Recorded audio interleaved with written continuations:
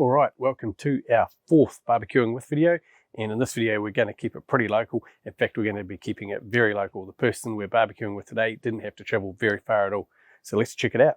Today we're going to be cooking with Mrs. Mile Marker 66, Heather Flanagan, who for those I guess outside the New Zealand barbecue scene or outside competition may not know, but we are married, as well as the fact that we compete together. Which would, by my calculation, make you the most patient person in New Zealand barbecue. Absolutely. Okay, so I guess your path into barbecue was maybe not 100% the traditional way, certainly that you get into competition. So really, and I'll let you tell the story, but you started coming to competitions and then went into sort of being a backyard or home barbecuer as well as a competition cook rather than going the other way around. So maybe tell us a little bit about that. Well, you know, it almost turned out to be the only way to spend time with you. Or more time with you. That's what I needed. Yeah, so I guess my introduction was tagging along to the competitions that you and the original Mile Marker guys were doing, and the competition environment was just so like supportive and kind and everybody there, so it was something that I wanted to be a part of more. So to be able to do that, I had to learn some skills so that Matt would keep me around in the team. So I went from washing dishes to slowly making my way up to cooking chicken and prepping chicken, where that's kind of my forte at the moment. I really palmed that chicken off at the first opportunity, to be honest. Most teams too.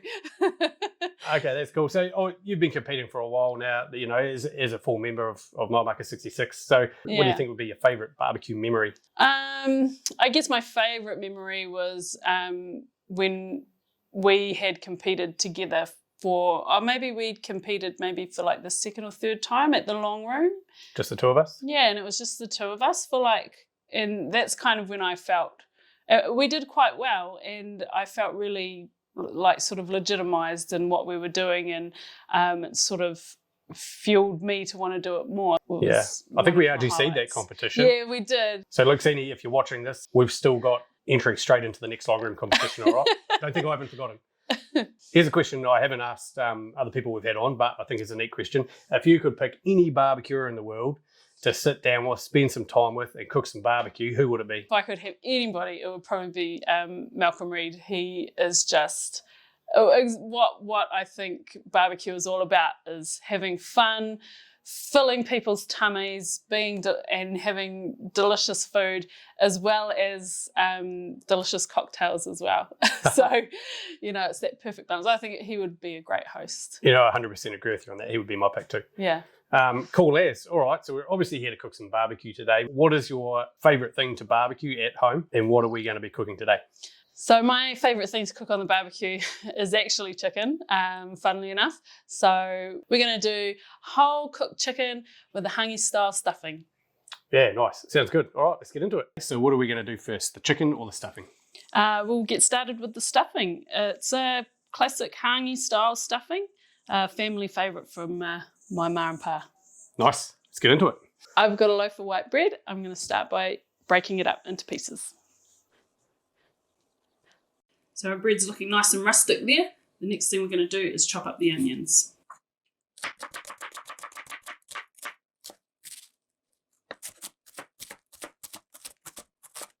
Then we're going to peel and grate our carrot. It's a bit controversial putting carrot in a stuffing. I'm not sure how I feel about that. We've had a chat about using raw onions and putting carrot into stuffing. So every family has their way that they know and they love to make stuffing. I love the crunch of a raw onion in the stuffing, and I like the sweet taste that the carrot brings. So this is how I like it. Now we're going to add some herbs. These were in the garden. So we've got some rosemary, some thyme, and some parsley. It's going to give it a little bit of extra flavour and a nice green colour. You can use dried herbs for this too. You usually use dried herbs, but you know, we've got the fresh herbs in the garden, so we may as well use them. I've got about 400 grams of butter here that I'm going to melt. So that should be good enough. I don't want it too hot because I'm going to use my hands to mix it up. So let's put all these ingredients together. We'll start with the bread. Put in our 2 onions. put in our large carrot. Now, the reason I made it so big is, don't you hate it when you get a chicken and there's not enough stuffing to go around? So I want to make extra that we can bake in a little pan on the side so everybody gets to have some delicious stuffing. Oh my God, look at that. All those vegetables are going to just counteract all that butter and carbs that we're just about to eat. So, and because what would a barbecue stuffing be without some barbecue rub? So I'm going to add a generous handful of some char griller all-purpose rub to our stuffing.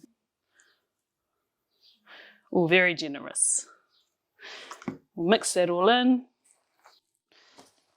So what you're looking for in a good stuffing is to be able to squeeze it together and it hold its shape. So that's looking pretty good. Okay, stuffing complete. Let's get on to the chicken.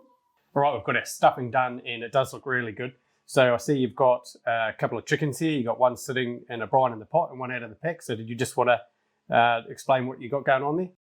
Yeah, so I just thought we'd take the opportunity to do a comparison between chicken straight out of the bag and a brine chicken with a basic water, salt brine with a few aromatics in it, just to see what the differences would be with our end product. So if you want to learn a bit more about the science behind a brine, you can check out our chicken brine video, which I'll flag up the top of the screen. And if you want to know the ingredients that's gone into this brine, we'll make sure that we list all the ingredients in the description below.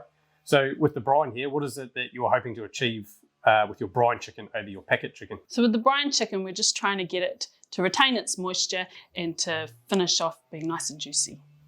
Yeah, perfect. So we've got our two chickens here. We've got our fresh one here and our brined one here. You can see that with the brine one, it's already taken a bit of colour on from our ingredients in our brine. The first thing I'm going to do is stuff them with our stuffing. And I want to put in as much stuffing as I can get. There we go. So I'm just going to fold those two pieces of skin in.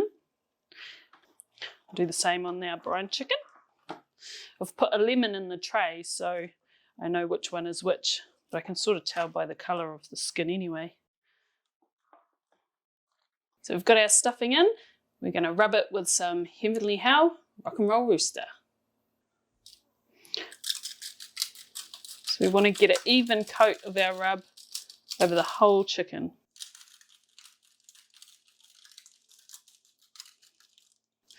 Don't forget the little underwings.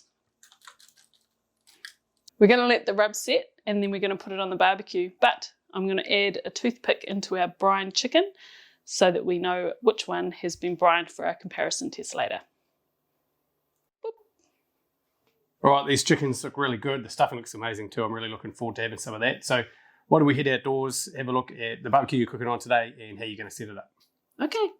Today we're going to cook on the char griller acorn and I'm going to show you how to set it up to cook 2 whole chickens. I'm going to set up the barbecue with some Kingsford briquettes at the bottom.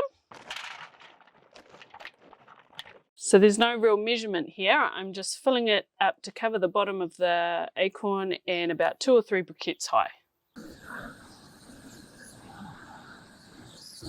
All right, so we've got our charcoals lit in the middle. They're looking white hot, so we're going to put our deflector plate in. So because I'm cooking 2 quite large chickens in the acorn, there's 3 areas where the heat is going to come up and hit the protein. What I don't want these hot spots to do is to blacken any part of that chicken or overcook it. I still want it to cook evenly. So a trick that I've picked up from the Smoky Meat House, Brendan, is to cover 2 of these air gaps.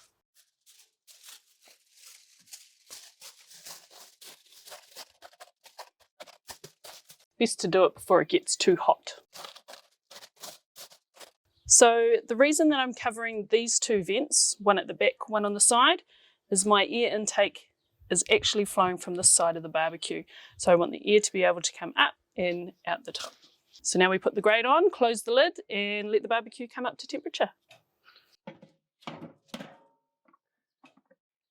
So the temperature I'm aiming at cooking is 280 to 300 Fahrenheit or around 150 Celsius.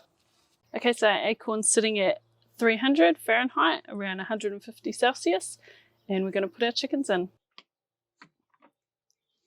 All right, so here's our brine chicken with the toothpick, and I'm just moving them away from the gap.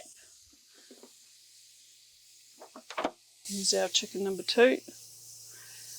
That fits really nicely on the acorn there. So I'm aiming for an internal temperature of 180 Fahrenheit, just taken from the thigh there. Okay, it's been cooking for a little bit. Let's have a look. Wow, the colour on that looks awesome. We made some extra stuffing because we didn't want everybody to miss out. So we have it here in our cast iron pan. I'm going to chuck the rest of that on the top of the barbecue. Let that cook away too. I love the colour on that. All right, so we'll put our probe in. We're sitting nice, 180. Beautiful. Time to get them up there. Yeah. I'm going to leave the stuffing on to cook a little bit while the chicken rests. We'll take these off now. And our brined one. The colour on that.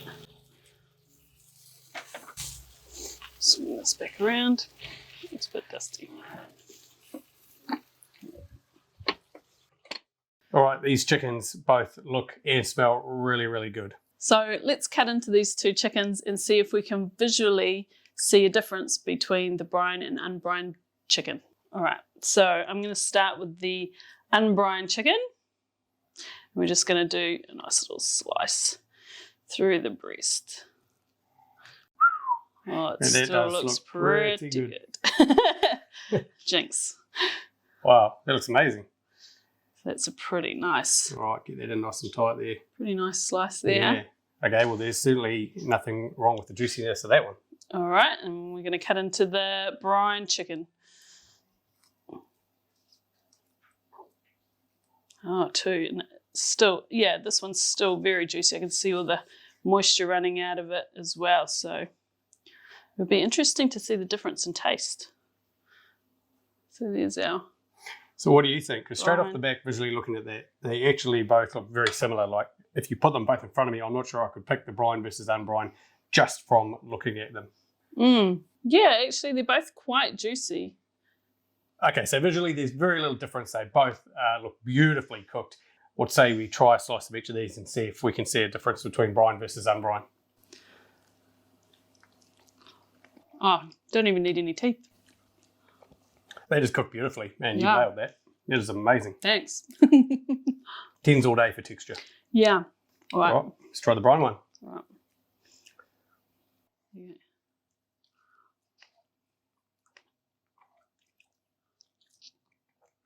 Yeah. The flavour and texture of that is, for me, a step up. That was good, but this is really, really nice. And it's really subtle, like a really subtle extra little yumness to it. Hands down, for flavour, the brine is a winner for me. All right, should we quarter these up? Because we have to have a bit of a dabble, of course, in the leg, because who doesn't love a chicken leg? And also that delicious stuffing, which looks amazing. Oh, yeah. Okay. So what are we going to start with? Bit of stuffing? Bit of leg, maybe? Well, what's your preference? What do you like? I'm going straight for that leg. Okay, I am also going to go for a leg because that is the juiciest part of the chicken. All right. And that slight pinkness to it is the smokiness of the barbecue. For me, there's no comparison. That brine one wins out every day. Actually, in the leg, way more juicy and tender than the non-brine one. It probably accented more in the leg than it was in the breast. And the flavour as well is just so much more amplified. Brine wins out every day. Yeah. Look at this. I'm going to dig into the stuffing. Oh, the stuffing looks good. I'm going to actually grab some that came from the chicken.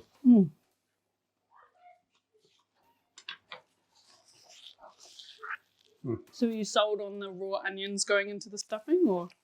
It's pretty good. It's pretty good. Awesome. All right. I know you didn't have to travel very far, but thank you for coming and doing the video with us today. No surprises, but that chicken was cooked absolutely perfectly. So we appreciate you taking the time. That's all right, anytime. Awesome. We hope you guys picked something up today. If you like our content, give us a thumbs up and a subscribe, and we'll see you on the next one.